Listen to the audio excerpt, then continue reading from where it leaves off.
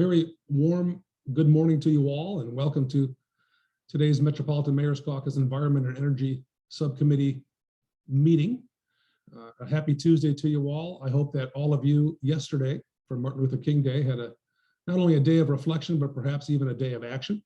And we're glad to welcome you to today's meeting and discuss what I think many of you will find very interesting. Two huge and very complex pieces of legislation that show promise, we believe, for accelerating our progress toward the goals of both our Climate Action Plan and the Greenest Region Compact.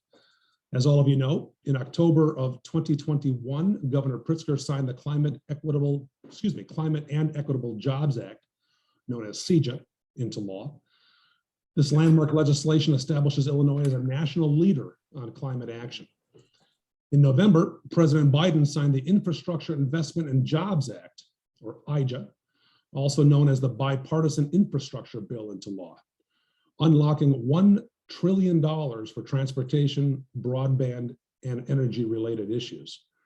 Now, both of these bills promise to accelerate investment in clean energy, sustainable transportation, and build resilient infrastructure. Both seek to address historic inequities and support a just transition to low carbon economy. These bills are, again, very complex, and we are very grateful to have 4 experts share their knowledge to help us understand what is in the bills and how they might benefit our and other communities. We have with us today Mark Pruitt and Tim Milburn, both consultants to the caucus. They have spent many hours reading and analyzing what we believe to be nearly 3,000 pages of bill language. Mark Pruitt will start off with a high-level overview of the key provisions of both CEJA and IIJA, with a focus on municipal opportunities and impacts. He will dig a little deeper into energy provisions of CEJA and IIJA as well. Our friend Tim Milburn will focus on the transportation components of both bills, especially electrification. In between these 2 in-depth presentations, we are excited to welcome Congressman Raja Krishnamoorthi, representing the 8th Congressional District, who will share his perspective on IIJA as a steady champion of environmental stewardship and growing the green economy. He'll join us at approximately 10:30. We also have our 4th and final, but by no means our least, in fact, a good friend of mine, Mayor Jeff Schilke of Batavia, will be joining us on the call, in fact, is on the call.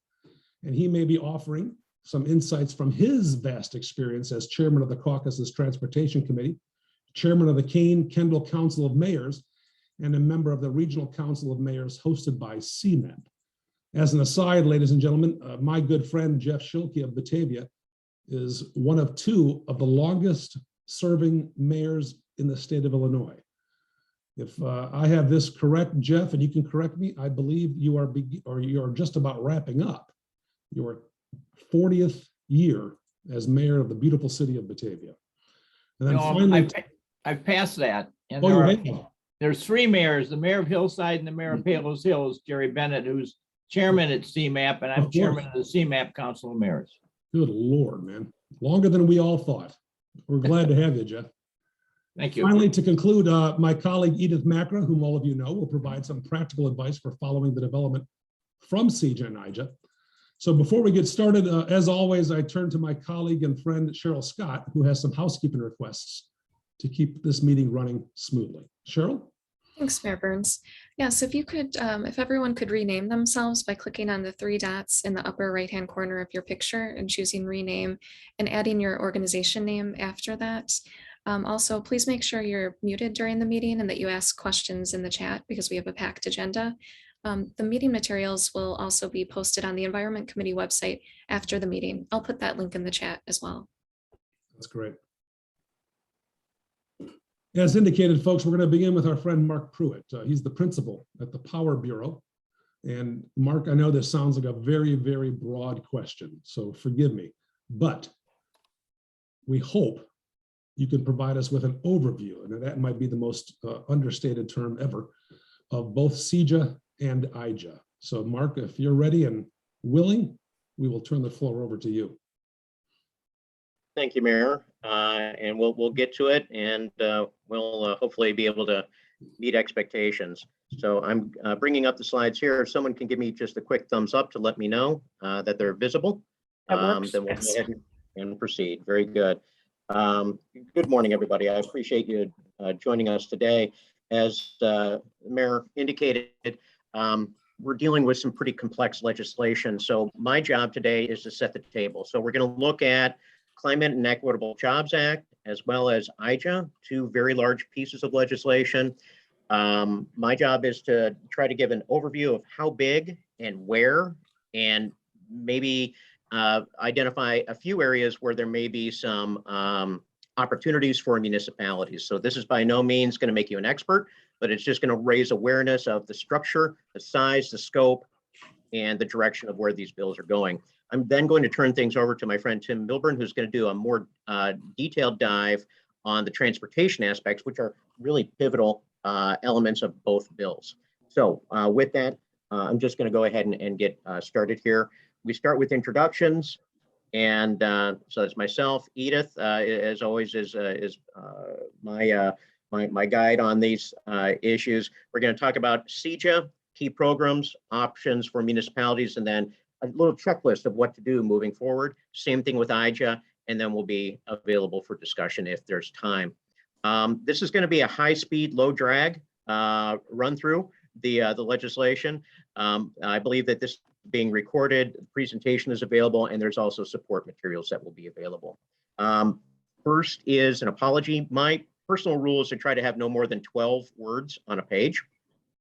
We had to break that down. So what I've tried to do in lieu of that is to try to color code things and then to highlight, italicize, and underline areas that are of primary importance. Now, we're giving you a little bit of a background here on CEJA. That was a 900+ page bill. It was passed in the fall in Springfield and signed by the governor. As you can see in that 900 pages, they hit on a lot of different issues, anywhere from just transition to electric vehicles to ethics, kind of moving across the top here. Where we're going to focus our attention today is on the just transition and equity provisions, the energy efficiency, the EVs, and the renewables. The other elements are very important, and we can always talk about those, but it's in those green coded areas where we think that the municipalities might have the most opportunity. From a policy standpoint, this legislation touches on all of these elements in some level of detail. So one of the tools that we are going to be able to provide you at the end upon request is a directory and a digest of the bill with links to the individual pages in the bill where these issues are identified and detailed. So there will be no test. But in general, the just transition and equity policy here is to provide support for municipalities and individuals that are displaced or have been underserved during the energy transition. So lots of job training. What's important for municipalities here is that there is support for local governments individually or as groups to create sustainability plans. So that might be of interest to folks. On the energy efficiency side, the program funding has been increased and the program authorities have been extended, and local governments can continue to participate in those programs. On the EV side, the headline here is that the state wants to incentivize 1 million new electric vehicles in the state by 2030, and they're going to put a lot of resources to that. And then on the renewable side, there is the available budgets for renewable portfolio standards, so solar, wind, others, has more than doubled. And that goes along with an increase in the renewable portfolio standard goal of the state to get to 50% renewable portfolio standard by 2040 and 100% clean energy by 2050. So there's a lot going in here. So let's go ahead and unpack some of these. So first, let's talk about the incremental budget impact here. So we know that there's already a renewables budget. We already knew that there were utility rates. We already know that there's different budgets for different types of activities. This table gives us a sense of, over the next 10 years, what does CEJA add to the mix in Illinois?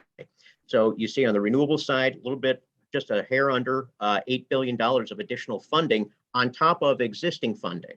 for renewables. We know that there's about $3 billion directed towards the just transition and then EVs and power plants. What I think might be important from a local government perspective is what's the cost of this? Because we know that consumers always pay. Consumers pay for everything, right? So based on the governor's office and legislative bureaus, the current estimate is that in the first year of programming, which would be the June 2022 through May 2023 period, the cost impact for an average single family home in the ComEd region is between $48 and $60 on an annual basis. That grows over time so that by 2031, 2032 program year, the cost of these programs is projected to be between $170 and $185 per household. So big increases in program costs also bring about these higher increases in rates for recovery. So again, a lot of kind of highlighted information here, but on the renewable side, probably the most important thing to bear in mind is that renewable energy budget to purchase renewable energy credits from wind and solar projects has gone from $230 million a year to $580 million a year. So if you have you put that kind of money into the wind and solar sector, you're going to get a response from wind and solar developers, right? There's going to be a lot more projects coming down the line. There's also grants for battery storage to go along with behind the meter solar. So a whole new aspect of technology there. The solar panels working with the batteries can provide grid resilience. They can provide additional benefits to the user. And there's an incentive now that covers about 50% of the cost of the batteries. There continues to be a smart inverter program, which pays for about 25% of solar installs. Community solar, which some of you are participating in or your residents are, has been greatly expanded. And there's new programs that provide higher incentives and more attention to projects that have local partners, like local government, right? And then there's self-direct programs that allow for large energy users to meet their own RPS obligations. So that renewables activity is going to be very active. The incentive schedule was just released last Friday, and we're still working through that. But the incentives for projects are looking very generous, and we expect a lot of activity in this sector. As I mentioned earlier, on the EV side, there's a goal for 1 million new EVs in the state. And there's also going to be EV infrastructure grants administered, we believe, through DCEO that are to cover up to 80% of the cost of charging stations. This might be interesting for those municipalities that are looking at converting their own municipal fleets or are looking at public charging stations as part of their infrastructure planning. On the just transition side, again, this is trying to bring a higher level of equity in the energy transition. So we have a lot of training programs here. And if you want more details on that, we can share them. But just suffice to say, there are internship programs, there are training programs, there are programs here to help underprivileged individuals or folks in underprivileged communities get job skills training that are outside of the technical aspect of moving those folks into jobs in the renewable sector. There's also support for small businesses that are entering that sector as well, from planning to getting them registered with the state to a small business loan. So very, very involved set of programs there. There's also programs to assist communities that are transitioning, communities that have hosted natural gas, coal, and nuclear power plants, as well as communities that have hosted coal mines over the years to help them move beyond those important elements of their communities as those assets start to trickle down. And then on the sustainability planning side, again, municipalities are invited and are going to be providing some support to develop their own sustainability plans, again, individually or as a group. And on the energy efficiency side, those programs are receiving a 10% bump in their funding, and their contract authority has been extended by another 10 years out to 2040. So that's the overview of what's in the bill. What are the implications? So this is my checklist. It doesn't have to be yours, but when it comes to renewables, there are going to be a lot more renewable and battery storage projects going in Illinois. It's just a fact. They're pushing the funding, the market will respond. So you're going to have more private sector activity. You're going to have more community solar options. So if you're a municipality, maybe you need to evaluate your options to see if your municipal facilities could participate and capture some of these incentives for solar and battery storage at municipal facilities. That might require replacing your franchise consideration, your free service accounts from ComEd, into an infrastructure maintenance fee arrangement, such as what we did with Evanston last year. You're probably going to want to consider streamlining your solar permitting process because there's going to be a lot more requests along those lines. You may want to consider a battery storage permitting process just to get out in front of that issue. You may want to update your municipal aggregation programs to allow for more community solar blending into those programs. And then for those that are already on the sustainability runway, updating your CO2 accounting protocols is going to be important because now you're going to see a lot more distributed generation coming into your communities, and you want to be able to account for it. On the efficiency side, it's very similar to the same things. There's going to be more money flowing into efficiency projects and programs. You're going to see the market respond. So getting out in front of that from your own municipal facilities standpoint, arranging so that those facilities can benefit and take in these incentives is going to be important. It's going to take some work, but there are patterns out there. There are programs out there hosted through the MMC that can facilitate the planning and implementation there. There's also stretch code and building codes, and these are things that Edith and Cheryl have been working on as well. So that's on the renewable and the efficiency side. Moving over to the just transition side, this whole just transition really pivots on local partnerships. So don't be surprised if local nonprofits, training organizations, or facilitators for these programs come to the municipalities seeking your participation. They might not want you to lead, but they may want you to participate. So if you start hearing about workforce training hubs and things along those lines, that's where this is coming from. And this could be a good opportunity for members of your community to gain access to resources to build their businesses or to gain new job training skills. And then, of course, if you're interested in sustainability planning, this might be the time to really take a close look at what resources you need to pull the pin and move along there. And then on the EVs, looking at your own municipal fleets and your charging opportunities is something I know a lot of folks are interested in right now. I think that getting your assessment done early is going to be critical so that when the incentive programs are laid out, you can then identify, all right, based on our fleet needs, based on our charging needs with those fleet needs, how can we align and plan out a deployment schedule that makes sense? So I know that was very fast, but we did need to get over to the IIJA quickly. So just like we did at the state level, we took a look at the IIJA, which was passed and signed in November of last year. As Mayor indicated, $1.2 trillion over 5 years. The big news, the headline that I came away with was that 1.2 trillion, about 550 billion of it was new expenditures above the baseline. So it was new dollars. And that's what made this really pivotal and instructive. So again, transportation, a huge element of the policy direction there. Resiliency of the power system, drinking and wastewater treatment, environmental remediation, and power and energy. Those are the areas that we felt were most pertinent to the municipalities on the call today. Of course, there's the Western water storage and broadband that are out there as well, but we really focused on those aspects highlighted in green here. Here's a view of the budgets. These are the incremental funding increases over the 5-year projection. And as you can see, transportation is a huge part of what is happening here. And then lesser budgets in the other categories. So there's a lot going on here, and I apologize. So I'm going to just skip through a few of these so I can keep us on task here.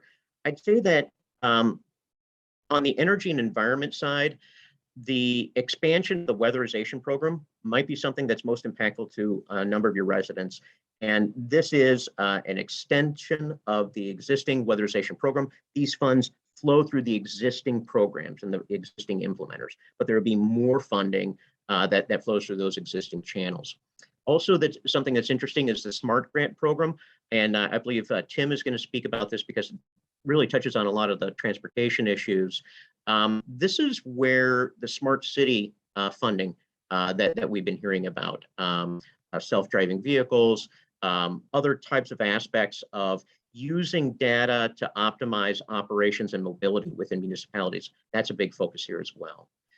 Just dropping down here, there's the battery processing grants, which are grants to support the deployment of new battery development or repowering of battery treatment facilities so that battery sector in the United States can catch up and meet demand as it moves forward.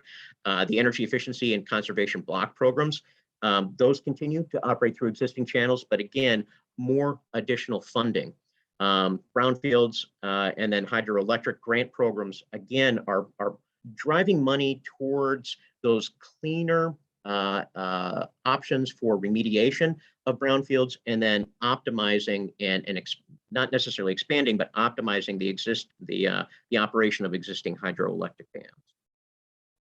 For drinking and wastewater, which is of paramount importance, we have the expansion of the revolving fund. This is really to address lead in drinking water systems. This might be more relevant to some communities than others, but it's a high value item in the overall bill. And if you're in that situation where you have lead pipes, this might be somewhere where you and staff can spend some focus time. Emerging contaminants also are getting a lot of attention at the federal level, along with PFAs. So and I'm not even going to try to pronounce those words, perfluoroalkyl, and those like substances. These are all water quality issues, and that's a key component of water supply that touches on the municipal mission. Over to resilience, we have quite a bit of funding that is going to state and local governments to create resilience in their infrastructure projects. So this is to mitigate the effects of harsh weather, floods, and the like. So in your disaster planning, this Storm Act is probably something that bears a little attention. Then, of course, the BRICS are there for resilience of transportation, energy, water supply, and communications systems. So these are likely to be coordinated at the state level and flow through the existing funding channels. And then flood mitigation is something that it's unclear exactly, at least I was not able to find the citations in terms of specifically how these funds were to be distributed, but they are again flowing through existing channels. So moving forward, a few things to bear in mind. First is that, again, we have the directory on the CEJA bill, if you needed to do a drill down on CEJA and those incentives from the prior section of the presentation. Just ask for it, it's yours. On the federal side, think about one other element that is not part of the IIJA formally, but predates IIJA. In January 2021, Executive Order Justice 40 was signed by the president, and it directs 40% of all overall benefits from federal investment in climate and clean energy have to be realized by disadvantaged communities. So this is something that's going to come into play in terms of the allocation, scoring, and competitive bidding process for placement of a good number of the funds that are in IIJA. And you can see that there's some other elements down the road in terms of ensuring that funding goes to supporting union jobs, and that it reestablishes the President's Council and advisors on science and technology. But there's a link down at the bottom if you need more information about how this executive order will have an impact on IIJA funding. Then over on the right, because we've only had 20 minutes to get through things today, I encourage you to check out the library of links on the right. Those are all live links. These are different organizations that have assessed the IIJA bill themselves. And just you can learn a lot by looking at how these different organizations view the entire bill, it's enlightening. So we provided those. You'll probably see some familiar information, but they provide a lot of good information, a lot of good perspective. And I think that this can help arm you in your planning process moving forward.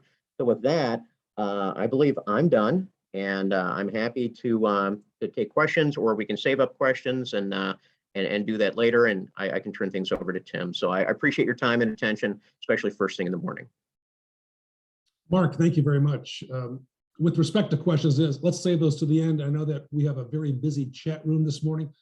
Edith and others have commented on particulars and information has been provided, but there are some hanging questions that I think we can address at the end. Cheryl, if I could trouble you, has our good friend, the Congressman, joined us? I want to make certain I don't begin without him being present. Yes. Okay, good. Yes. Ladies and gentlemen, it's my pleasure to welcome to our meeting today, Congressman Raja Krishnamoorthi, who is gracious enough to give us some time this morning to provide us the federal perspective, as it were. Just by way of background, Congressman Krishnamoorthi represents the 8th District of Illinois, which includes Chicago's west and northwest suburbs. He serves on multiple House committees, including but not limited to the House Permanent Select Committee on Intelligence, the Select Subcommittee on the Coronavirus, and the Committee on Oversight and Reform, and is chairman of its subcommittee on economic and consumer policy. In addition, he is the founder and chairman of both the Bipartisan Congressional Caucus to End Youth Vaping, and a big round of applause, Congressman also serves as Bipartisan Solar Caucus. Congressman Krishnamoorthi earned his bachelor's degree in mechanical engineering from Princeton University and his Juris Doctor from Harvard Law School. He calls that suburb that many of us visit often, Schaumburg, Illinois, home. Congressman, the floor is yours. Welcome, sir, and thank you again for being with us. Hey, thank you so much, Kevin. Can you hear me? Sure can. Thank you. Hey, great. Hey, thank you so much, Kevin, for that lovely introduction. And thank you to all of you for joining this wonderful meeting. You know, I have to say it's an honor to be with you. It's an honor to be someplace that can pronounce your name right. And it's a true story. But when I first ran for office, I said, "Hi, my name is Raja Krishnamoorthi." And the person in Chicago looked right back at me and said, "Roger Christian Murphy. Very nice to meet you." And then he said, "I didn't know the Irish made it to India." So in any case, I like to say my last name gets me on a first name basis with everyone. So just call me Raja. And it's interesting. We're talking about IIJA and CEJA, so you can just mention Raja in the same breath with IIJA and CEJA. But you know, I just have a couple points. I don't want to go on and on because I know that there are people who are much smarter than me about some of these issues that are briefing you today on some of the technical aspects. And I think you, quite frankly, are trying to get to the nuts and bolts of this historic bill. And I think that I'm just so excited that we were able to do this on a bipartisan basis in a big way. And then B, I think there's a real kind of sense of urgency of getting the money out the door and making sure that we can actually, you know, help you in all of your planning and your implementation of projects. I was really excited to be with my colleagues on Friday at a bridge in Des Plaines, the Rand Road Bridge. And it was like 23 degrees out, but we were so excited because we haven't done something like this before, where we announced, you know, $26.5 billion just for bridge repair across the country, with 1.5 of it going to Illinois and 275 million coming this year with no cost share from Illinois taxpayers. That is really great stuff. And we haven't been able to do that for many, many years. So now here we are. And I think we're going to be hustling to try to get the money out the door. Let me just talk about a few things that have caught my attention in the IIJA. Obviously, the EV charging network that is about to get stood up in the different states, including in Illinois, is going to be a game changer. You know it, I know it.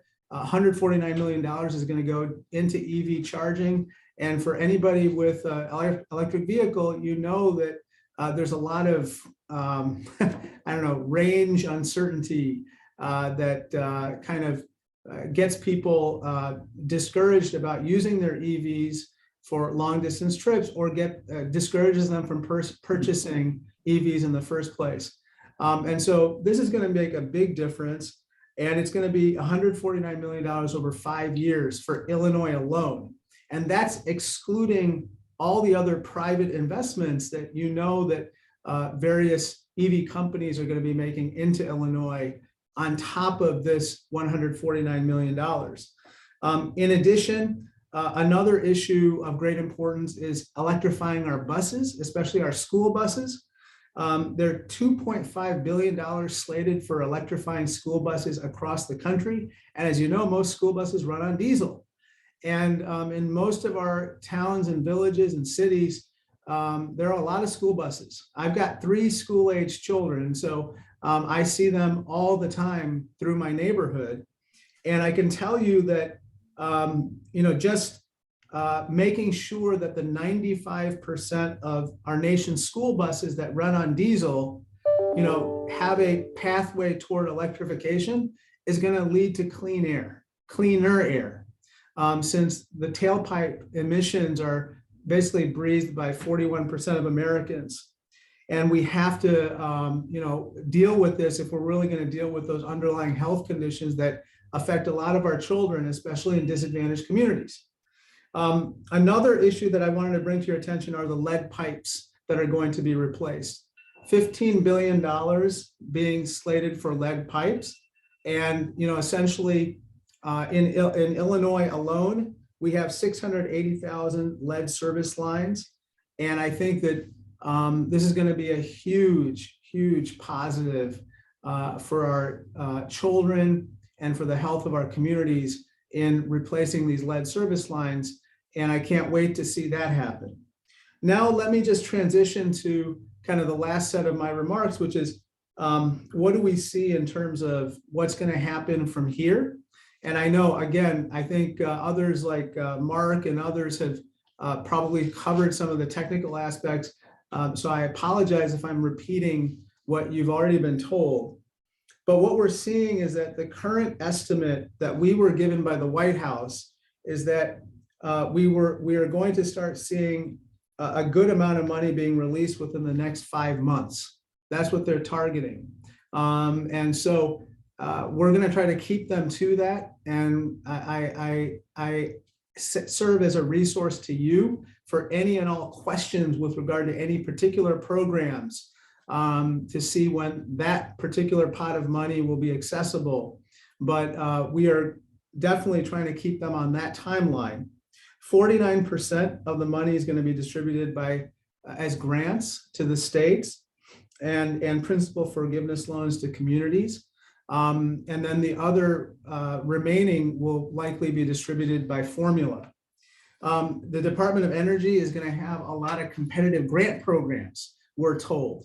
And so we're excited about that because Illinois is going to get a lot just from the formulas. So to get money on top of that in the form of these competitive grants really adds to our total incoming injection of money into Illinois. And I know Governor Pritzker has told me personally that we're going to be competing for every single competitive grant opportunity possible. So please, bring it to our attention if there's something that you're competing for, that you want us to compete for as a state, and you're looking for assistance or an ally on any of those applications.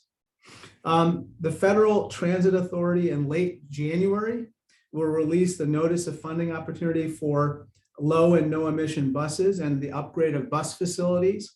In mid-February, the Federal Highway Administration will be basically giving guidance with regard to the EV infrastructure. And so we're really looking forward to these notices and kind of more technical details as they come out. Overall, I just want to say thank you for all your cooperation. this was a real bipartisan kind of bill, and it was it's something that the grassroots really supports. And I can't wait to see it being implemented. And I can't wait to see all the cool projects that come out of this that get situated in your communities. And consider me a resource ally, and any other partner that you need to try to make all these projects happen in a timely fashion. Thank you, Congressman, very much. I must say, if I may, I remember the ads that you ran on TV where people having a hard time pronouncing your last name. And so your kindness in allowing us to call you Raja is very, very generous. So thank you very much. Absolutely. Thank you so much. And I should just say to everyone, please be well. I hope everyone remains safe and healthy. And again, thank you for your partnership with us. Thank you. I understand you're going to be sticking with us via telephone. So on the off chance there are some questions posed that specifically require you to address, perhaps you or your staff can address those at a later time in the meeting. So, but then again, thank you again for your generosity this morning. Absolutely. I think Adam is with me from my team. Good. And so Adam can definitely take any questions. And if we don't have the answers, we'll come back to you. And any promises Adam makes, we will hold him to it. So thank you. Hold him to it. Hold him to it, exactly. Very good. Thank you, sir. Thank you, sir. Bye-bye. Bye-bye. Our friend Tim Milburn is our next panelist, ladies and gentlemen, and all of us know Tim. He's the partner of Greenways to Go, our clean transportation expert. Tim is going to talk about all sorts of good stuff, and we're going to give him all sorts of time. CEJA, IIJA, details, and emerging opportunities for municipalities. So, ladies and gentlemen, the next 4 hours will be for Tim Milburn to explain to us what we can do and what we can expect. So, Tim, I'm going to go have to grab some lunch first. So, okay. Thank you very much, Mayor Burns. I appreciate the introduction, and I also want to thank Raja for giving some good framework of the real world to me, and I'm sure everyone on the call. And also want to thank everyone on the call for joining us today. Some real today that's I think important to all of us. One of the things Mark covered broad brush on. And I wanted to focus in, or Edith, and we talked about this. The goal is to focus in on transportation electrification, because if you think about the Future Energy Jobs Act and earlier legislation, there really weren't many provisions for EVs. So we want to kind of focus in on that. And so I'm going to start with the federal. And this is the IIJA. And as Mark pointed out, this is high level and it's still a lot. There's kind of two areas for EV charging infrastructure that are in the bill. One is it's a community and corridors program, which will provide state and local funding for EV charging, and also alternative fuels such as propane and natural gas. Half is going to be discretionary, kind of what Raj was just talking about, and 50% will be specifically targeted to communities. One of the requirements is these will be publicly accessible chargers, and there's targets to target rural, low and moderate income and high density multi-unit dwelling areas. So we're trying to target those in need and in that program. And the second program is the National Electric Vehicle Program, which is getting twice the amount of funding, $5 billion. And the goal is to get a national network of EV charging. The idea is to establish effectively interstate ubiquity for EV charging to remove range anxiety. And one of the criteria is to cite it on alternative fuel corridors, which is a Federal Highway Administration criteria, which states apply for and get. Illinois has done a good job of designating alternative fuel corridors, so we're kind of in good shape on that.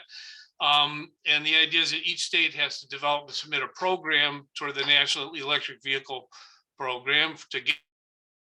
And if that doesn't happen, local jurisdictions can apply directly. As has been mentioned, there's an electric vehicle and infrastructure. So bus fleets can apply for both the vehicle and the infrastructure grants, for community local projects. Again, mentioned there's a clean school vehicle program, which similarly supports the vehicles and the infrastructure, and also if you have a school bus, you can also have other fleet vehicles and other vehicles in the school, and it's a 50% match program. There's a clean ports and ferries program, which is targeting electrification for ferries, drayage trucks, and locomotives. There's a resilience component in there because we want to make sure the ports are secure and environmentally in good shape. There is not a specific medium and heavy duty EV charging program for the EVs themselves yet, but there's a plan to review and establish some national criteria. Right now they don't know like how, what size charger and the standards associated. So that's in development. That will come out at a later date.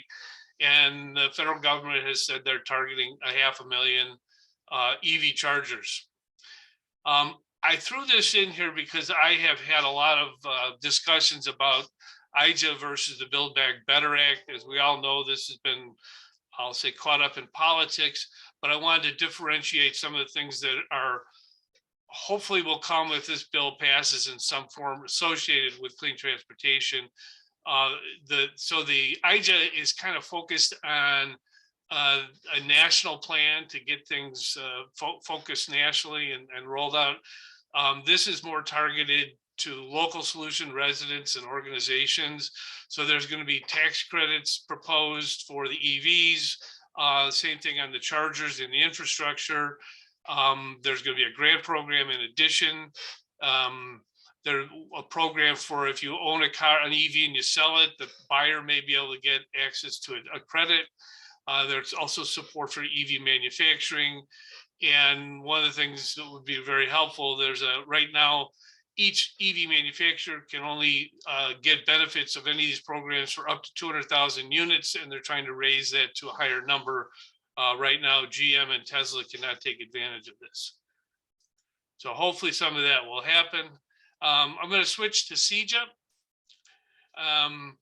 So kind of from a policy perspective, there was an electric vehicle act from prior legislation that's been amended in CEJA. And basically it's a goal setting. It says, what are we trying to do with EVs and EV charging? It establishes agency roles in Illinois. IEPA is targeted to be the EV coordinator. Supposed to be appointed in this spring sometime. The idea is that there's going to be targets set and goals and rulemaking and definition and basically clear expectations. And another thing that this does is it ties EV charging incentives to beneficial electrification, which I'll explain. So many of you probably heard this term. I'll say it's an increasingly important term because it's going to tie a lot of the funding and programs going forward. The beneficial electrification basically says we're reducing pollution and greenhouse gases while we're reducing the cost of electricity for consumers. Kind of a double dip. And the idea is to displace fossil fuel use and create fuel savings by optimizing the grid, reducing peak demand, improving the grid load shape, and align the electricity usage with times of renewable generation and possibly energy. The Illinois Commerce Commission, ICC, is holding workshops as we speak to define these. This is one that's, I think, going to be a hot one this summer. It's the Electric Vehicle Rebate Act. It starts in July. There's some residency requirements. You have to live here. There's going to be a $20 per vehicle per year license fee. There may be other funding sources, and there may be federal funds. And you can see on the right, there's this year through 2026, there'll be $4,000 rebate, decreasing from there. There's also an Electric Vehicle Charging Rebate Act. And I think has been mentioned by Mark, they're going to start a program in July concurrent with the EVs. And that will pay for up to 80% of the charging station. And that includes EV charging and some portion of make ready. What make ready means conduit and wiring and power panels and other stuff. The scope on that has not been clearly defined. It's going to be funded by, there was a $70 million capital budget in 2019, and there's some VW mitigation funding, all totaling potentially, and depending on who you talk to, 150 million dollars to fund the program. And at the same time, this whole beneficial electrification is going to create an area for charging incentives also. So this will come out of the ICC workshop process, and there will be priority carve-outs for things like low income, medium income. There may be specific ones for public institutions and private, and depending on the use case. Similar to the other one, it will include EV charging in the make-ready scope, which has to be determined. This is married to the beneficial electrification programs. This is going to be a ratepayer-based solution, which means there will effectively be another line item on our electrical bills to support this program. Also, part of this is there's going to be planning for the state corridors, so the interstate. So we can plan it and fund it, have a plan in place. So when some of the IIJA funds come through, and perhaps state funds will be able to have a good plan for doing the right thing with the money. The state fleet's looking to get funding for the chargers, and there may be federal dollars as well for this.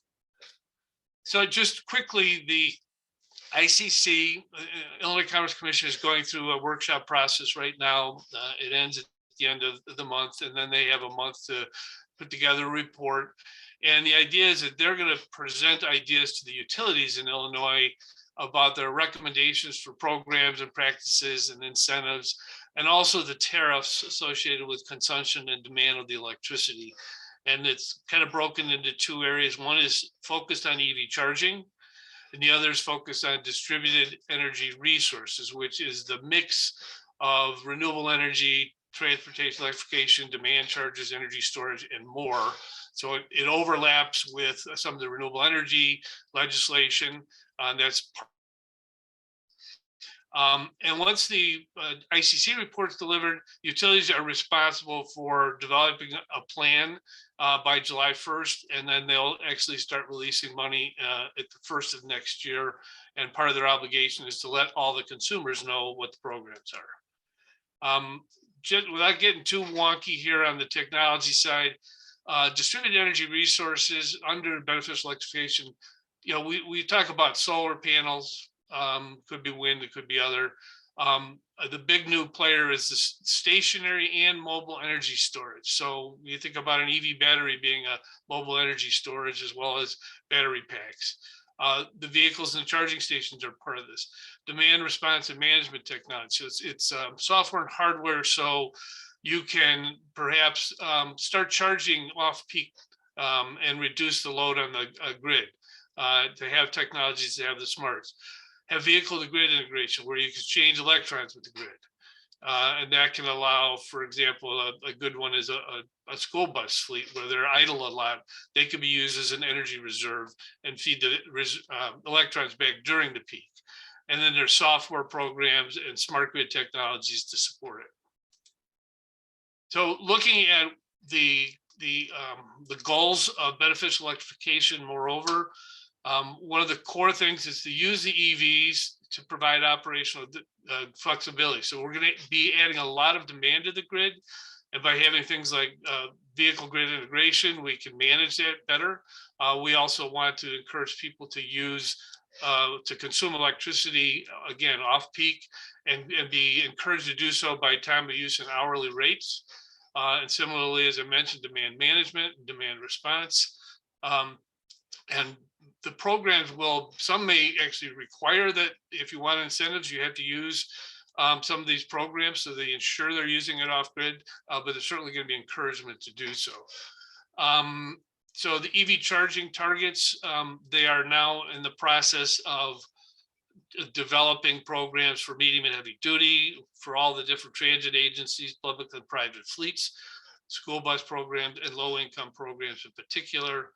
Another area of this is to figure out where to put EV charging, where to best spend public dollars. The idea is to put it in dense areas, populations, near workplaces and low-income communities, find places that there are gaps in charging, and then also be smart about integrating renewable energy and transportation electrification to reduce grid congestion. Some of the incentives that have been identified, and Mark mentioned this, energy storage, it kind of, it's part of the distributed energy beneficial electrification and the renewable energy world. So what I'm pointing out here is you've got energy storage incentives, you have the renewable energy incentives, the RECs, net metering, and federal investment tax credits. You have these ratepayer savings by smart charging and vehicle grid integration. And so these can be all taken individually, and they're looking at additive solution incentives. So you do all these and you may get some sort of bonus by integration. Some of that may come through financing, and that's going to be better defined, hopefully, by the end of March. One last area, just from a municipal standpoint, there are going to be special financing programs, a lot of focus on environmental justice and low-income communities, but there's a whole range of ideas and programs that we can tap into, we can provide more information on. And similarly, there's a huge push for job training and placement managed by something called the Energy Transition Assistance Fund. And this is, there's just so many programs. I think Mark mentioned this, and some of them, can support EV charging and this beneficial electrification program. So that's kind of the end of the CEJA content. I also did want to mention that in November, the governor signed a bill. It's called the Reimagining Electric Vehicles in Illinois Act, the REV Act. And the goal is to basically make Illinois a good place to set up shop, whether you're making EVs or charging stations or parts. And so he's, a big proponent, and the idea is to provide tax incentives to Illinois companies, tax incentives for the new jobs or employee retention, training expenses, and also for facility, the construction wages and building materials. So basically draw people in to add electrification components. One last thing, kind of this is a Metropolitan Mayor's program that you all may be familiar with. This is the EV Ready program. It's basically a streamlining program. As all this stuff from the federal government and the states is coming through, how do you as municipalities leverage this as the incentives, but also the whole processes of permitting and zoning, inspection, and all the steps that you will be involved with, as well as how do you work with regional communities, and how do you serve your communities? So the municipalities have the three roles. One, they have to, they have their own fleet, they have to, and they also want to participate perhaps regionally. So this is kind of a way of facilitating that, and we're hoping to roll that out this year. And with that, I thank you. I'm good. Well, let me just add this. If this was Jeopardy, the question would be, what is dizzying and staggering? And the answer, of course, would be CEJA and IIJA. So what isn't? Yeah, what is it? Yeah, so thank you very much, Tim. Appreciate it. Again, we're taking questions at the end. We've got a lot of questions lined up, so thank you very much for all of you who are participating in the chat. Next up, our friend from the Metropolitan Mayor's Caucus, Edith Macra, is going to help all of us understand, what now, rules, programs, and opportunities for engagement. So Edith, with that. Thank you so much, Mayor Burns. And I really want to thank our participants, our speakers, for doing all the research on these bills. I mean, the dizzying and confusing and overwhelming is really something they tackled. So my role here, what I wanted to do was to try to provide just a higher level view, to back up a little bit and to answer some of the questions, some of them which have been popping up in the chat, right. But that I would anticipate, and that is, will my project qualify? When is this funding coming? How do I get access to it? So just to back up a little bit, I spoke with some colleagues to get some insight into how these funding programs might develop over time, and what are the opportunities we have to participate in them and to learn about them. So to kind of back up and cap what Tim and Congressman Krishnamoorthi and Mark had said, is really there are two types of programs for the money to flow through. Primarily, we're looking at of money from IIJA or CEJA going into existing programs or new programs. On the existing program side, the advantage of that for an agency is, of course, there are administrative structures, there's staff in place, there's tools in place, there's administrative authorities for grant monies to flow. And what might just happen, in addition to more money coming into these existing programs, is that there might be an expansion of rules to allow those same programs to operate with expanded goals as Congress or the state legislature had intended. And the money for that is actually already flowing. So it could be a very fast startup. The new programs are going to be a little bit slower, but agencies in some cases have to identify themselves and set up the administrative authorities and processes. Mark, Tim, and I were talking about trying to clarify whether it was IDOT or IEPA that was running some of the EV programs, and we just don't have a straight answer on that yet. They may know, we may be missing it, but the agencies themselves need to think about how they're going to respond to this. So this is all rulemaking, these administrative authorities. Some of these can take time to do, whether they're assigned to existing agencies or if there's going to be new programs and new authorities set up. So those are the two major buckets. And I think actually CMAP did a really good job in terms of breaking up the new programs in a presentation they have. And we're not going into details here. I just wanted to give you that heads up. One structure, and I really don't have expertise in the transportation funding, but to look at what's going to be happening with IIJA is look at the existing framework for passing through three types of funding that are really important to municipalities for transportation, and that's STP, TAP funds, and CMAQ funds. And if I have this right, and anyone can correct me that knows better, but this structure is funding appropriated by Congress for through IIJA is awarded to the federal agencies to manage, and these are going to include DOT, FHWA, and others. Those funds going to the federal agencies, there's a formula in which it gets distributed to states. States then also, if you see the small arrows, you'll see that some of the funding could go and already does go directly to municipalities. But for the most part, this is a pass-through.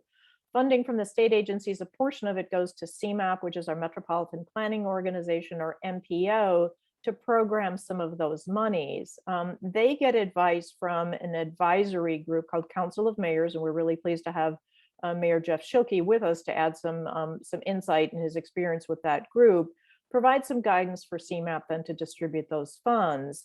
And again, federal agencies and state agencies might do competitive programs directly to local governments, or keep some of the funding or pass it from one agency to another.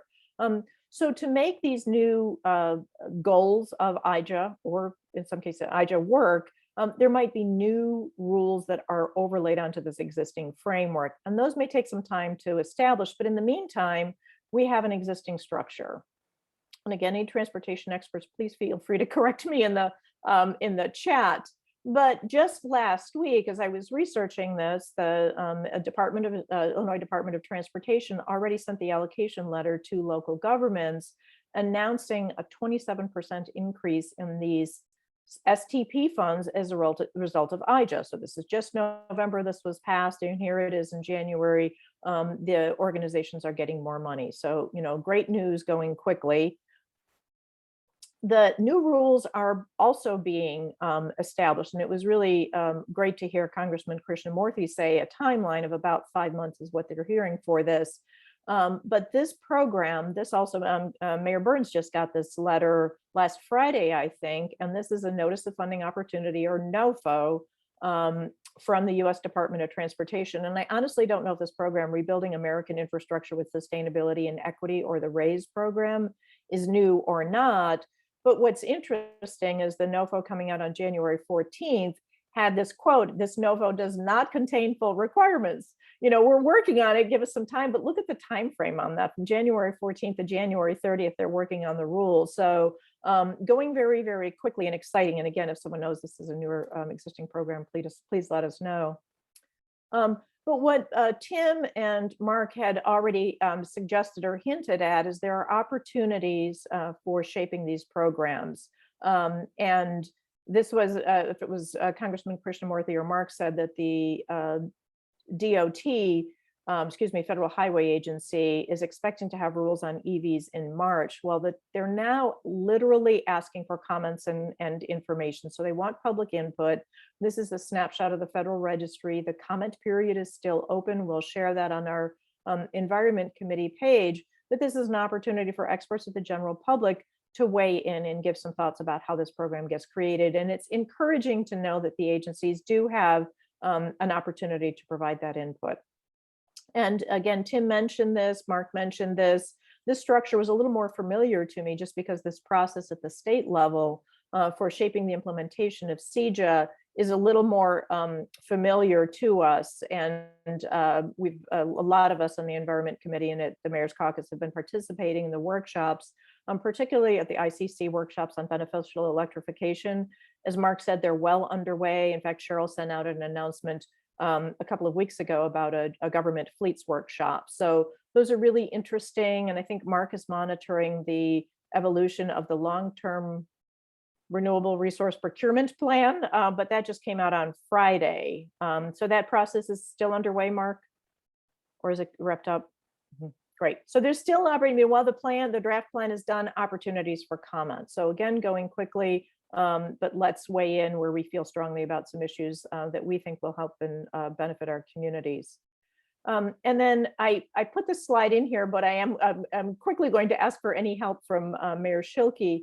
But this was guidance that I got from CMAP staff, recognizing that while some of these, the funding is flowing very, very quickly, some of the transportation funds have a longer lead time. It takes a long time to plan, and that there's a lag in setting up these new authorities, but that the committees that are working with the federal agencies and the state agencies and translating what the intentions of the legislation are to the local administration of these funds, many of them are housed at CMAP.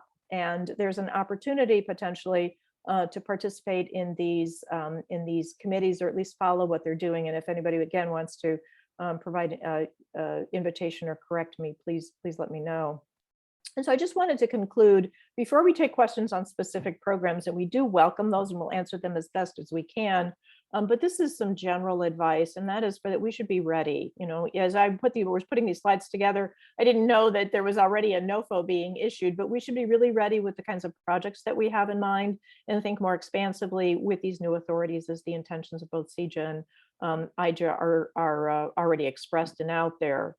We need to be alert to the funding opportunities, to communications, to try to monitor these new developments, and to share information as best we can with each other so we can all be educated and take the best advantage of these. Be patient. And someone asked a question about a program that I haven't heard guidance on yet, the sustainability plans. Be patient as they're being developed, but to stay engaged and to try to offer our ideas and input whenever we're invited, and sometimes when we're not, if we feel really strongly about those. So with that, I will give it back to Kevin to kind of wrap us up and see if there's any other comments that we want to hear from before we go to questions. Well, thanks, Edith. I'm gonna amplify what you referenced with respect to our good friend Mayor Schilke from Batavia.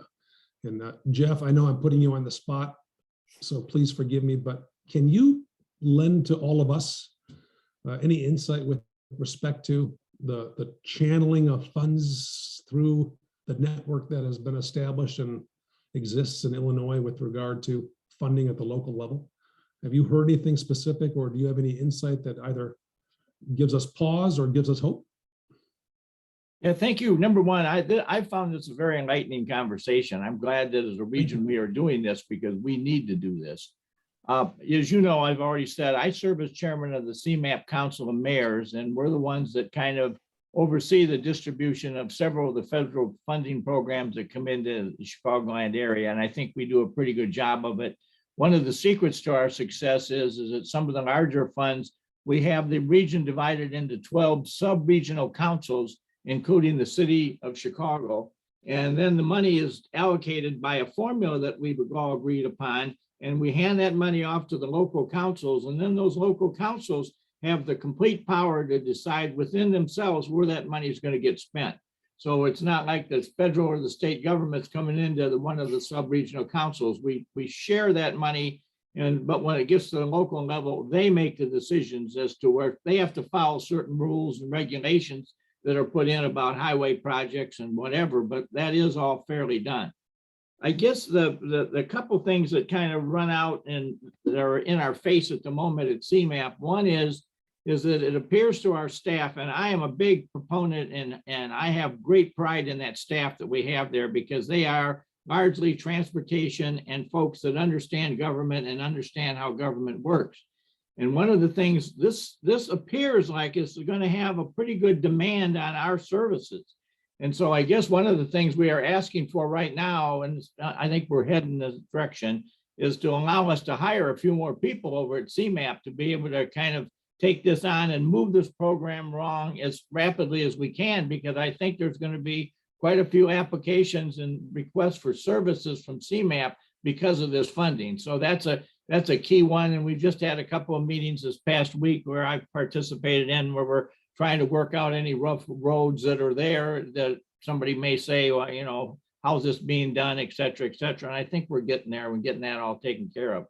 The other thing that I will tell you is kind of a little bit of a sleeping concern that exists amongst many of the mayors in the area is, you know, I don't think any mayor out here is opposed to anything that we're trying to do here. But one thing that does seem to have not an answer yet, but where are we going to make up our revenue flows for things like the gas tax and the impacts that this legislation will probably have on our sales tax revenues as individual municipalities?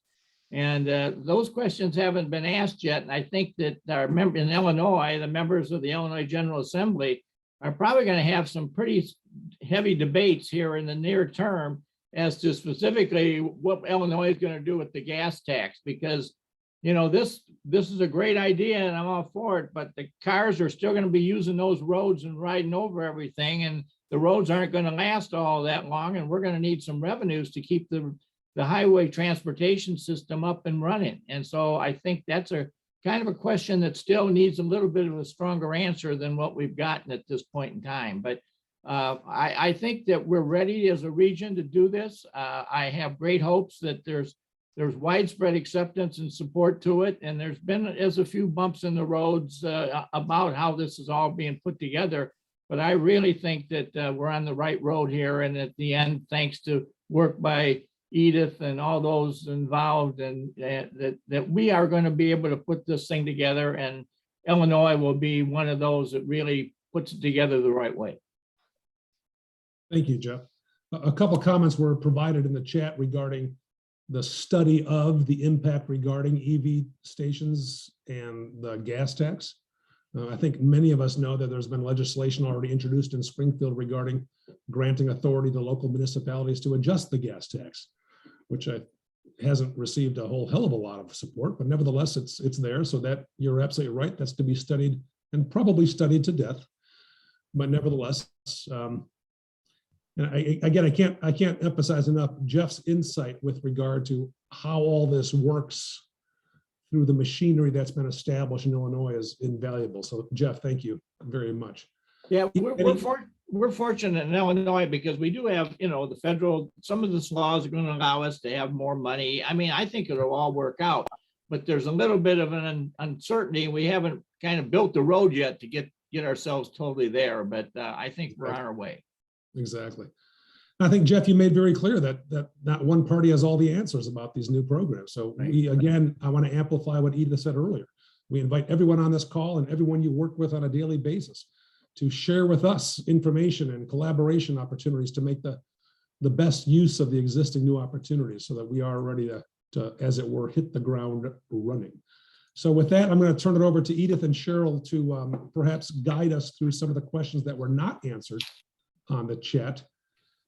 So with that, Edith and Cheryl, anything that's percolating Sure. you need to address? Yes, and thank you to everybody who's putting some good questions in the chat. And as well, we wanted to get through everything before we got to these messages, but there's some in there that I think do need addressing. Okay. And that is, Mark, if you could address how the municipal electric utilities will be treated in CEJA, whether there's participation in any of the programs. The municipal electric utilities, as well as the cooperatives, continue to operate under the same arrangements for the renewable portfolio standard. They are not included in the energy efficiency portfolio standard, or to my knowledge, any of the other programs. The municipals and the co-ops in Illinois do have the, I would say, burden of living with the decarbonization policy that we're also part of CEJA, that schedule for the ceasing of operations of certain coal and natural gas generating assets within the state. But outside of that, I don't know that there's anything that particularly touches on the municipal utilities themselves.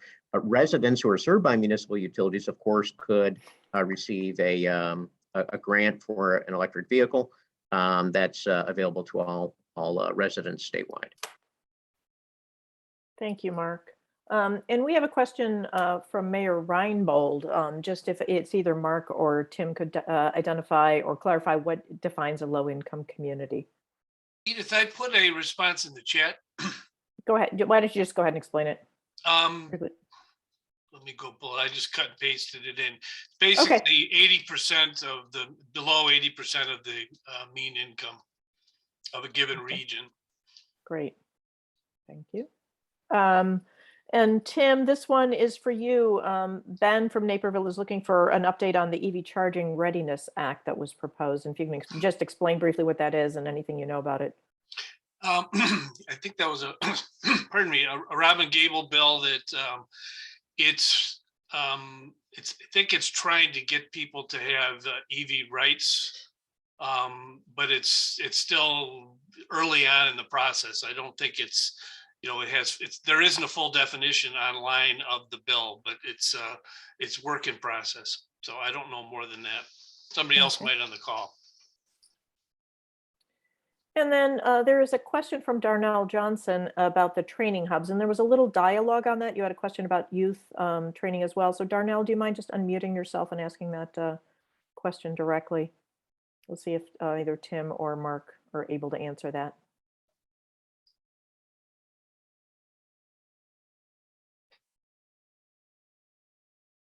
And one more call for Darnell, otherwise I'll ask the question on his behalf.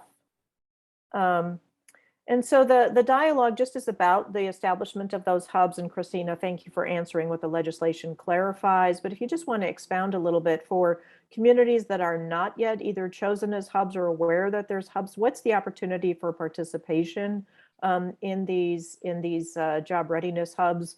And then likewise, is there opportunities for youth training? I'll take a first cut at it, and Tim, if you've got more, of course, just go ahead and jump in. The regional hubs are already identified, I believe, specifically to city or region, Rockford, Peoria, Chicago, et cetera. But that doesn't mean that they just serve communities, in that jurisdiction. They serve a region, regional footprint. So as those groups are set up, I would imagine that DCEO, Department of Commerce and Economic Opportunity, will be guiding and assisting in the development of those hubs. And it's through those hubs or interacting directly with those hubs where municipalities, I believe, can have their own input to share what they understand are the needs of their residents. And I think what would be helpful is to share some of their own experience and observations of training programs in the past. Again, this is supposed to be collaborative, but sometimes, as I think we know, people don't remember that the municipalities are out there and intimately involved with residents' lives. So sometimes a gentle reminder to these types of organizations is helpful, and I'm sure they'd be very grateful for the input. Yeah, and I would add to that one of the things I think in the CEJA efforts I have heard from people that some of the workforce hubs there, they kind of all did things to some extent their own way. And I think we want to see more standardization in the curriculum, so that when people emerge from these programs as, you know, trained solar installers or trained EV installers, that there's a consistency from a safety and knowledge perspective. And I think another dimension of, as Mark was kind of alluding to, is the more a community can be involved in endorsing, sponsoring, or even participating in these programs, the more effective they will be. And that's implied, I think, in the language of the legislation, but it's going to be up to the communities themselves to do it. Thanks, Tim. Edith, I noticed Darnell joined us again. Yeah, Darnell, we asked a question on your behalf, so you might have missed the answer there, but we consolidated all your questions, so welcome back. If there's, I guess you missed the question, so if you just want to put in the chat, you were here or not for it. Thank you. Sorry you missed that. There was one more question, as long as we have time for that now, and that is to address the opportunity that there might be to support municipal sustainability plans. And has Mark or Tim read anything in the legislation or know anything about the participation in those, or who might be administering those grant programs, or anything?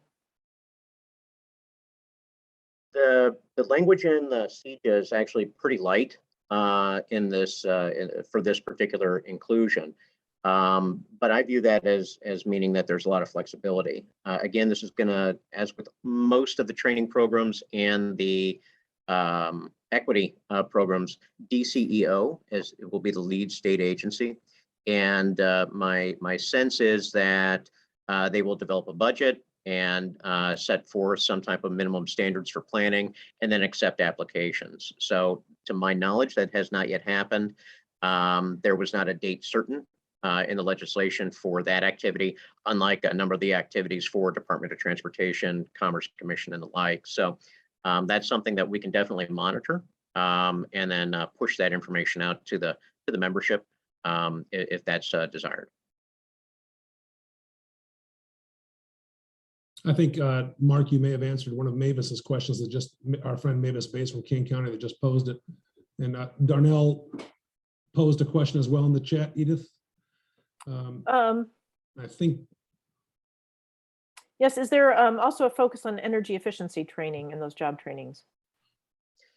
Yes. Yeah. And it's also interesting. It's not just technical aspects of installing and kind of doing the technology of the equipment, but there's also quite a bit of support for business operations. So building viable contracting companies is another goal for this particular vertical within CEJA. So as I said, I'm sorry I didn't do any of it all the justice. There are a lot of people put a lot of work into getting all those words on all those pages. But if you want a deeper dive, go ahead and ask Cheryl or Edith. I'll volunteer you all to be the gatekeeper. And you can take a deeper dive on our digest of CEJA, and you can get right to the specific language and see what's in there. Another question, Liz Kunkel, I'm going to just ask you to unmute yourself and ask the question. I think I did paraphrase your question about municipal electric utilities, but it looks like you still want to ask Mark something about non-ComEd communities in CEJA.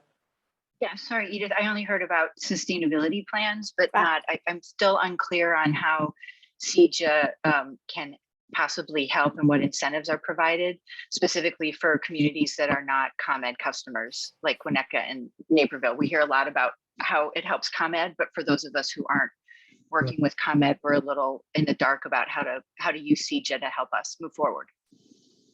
Right. So just very quickly, residents that are served by municipal utilities and electrical co-ops can apply for and receive incentives for distributed generation.